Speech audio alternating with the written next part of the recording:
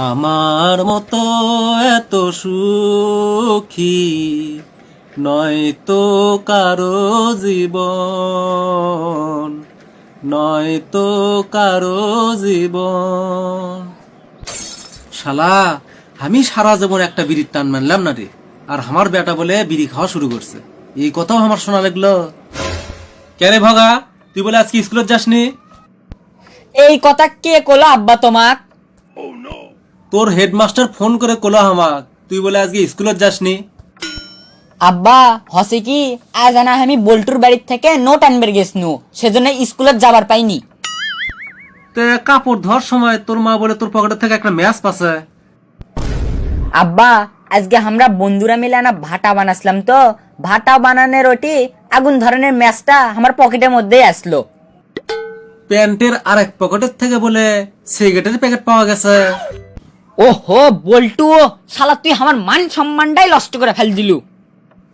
তাহলে ওই সিগারেটের প্যাকেটটা আমার পকেটের মধ্যে থুয়ে দিছে তোমাক থেকে গাল খিলে লেওয়ার জন্য। ওরে বল্টু, তোক আমি খাসি রে, তুই হামাক আব্বার হাতে গাল খিলে লিছু। তা বাবা, ভাটাটা কি খলিল ভাইয়ের দোকানের সামনে বানাসলে? কাম সারছে রে আব্বা, তাহলে মনে হয় সবই শুনছে। আব্বা ওই দোকানদারের নাম যে খলিল, সেটা তুমি কেমনে জানলা? হারামজাদা, ওই খলিল ভাই হচ্ছে আমার বন্ধুর বড় ভাই, তোরা তো সেটা জানিস না।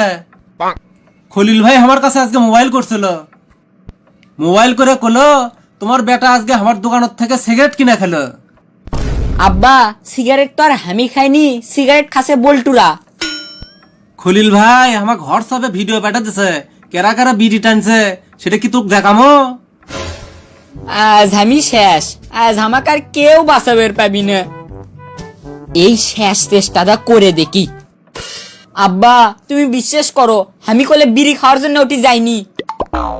আব্বা গতদিন স্যার ক্লাসত পড়াসলো যে বিড়ির মধ্যে কয়েক হাজার রকমের বিষাক্ত পদার্থ থাকে, সেটা আমরা না পরীক্ষা করার জন্য ওটি গেছনু।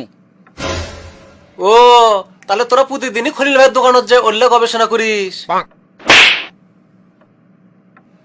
হারামজাদা, তুই আমার বেটা হে বিড়ি খাস? আমি জীবনেও বিড়িতে একটা টানো মারিনি, আর খাসুতে খাসু মানুষের মধ্যে খাসু। ঠিক আছে আব্বা লেও, এরপর থেকে খালি লুকে লুকে খামু। কি করলু? তার মানে তুই আবার বিড়ি খাবো? তোকে আজকে খাসি। আচ্ছা আপনারা কি কেউ হামার লাগান ধরা খাইছিলেন নাকি বিড়ি খাবার যায়?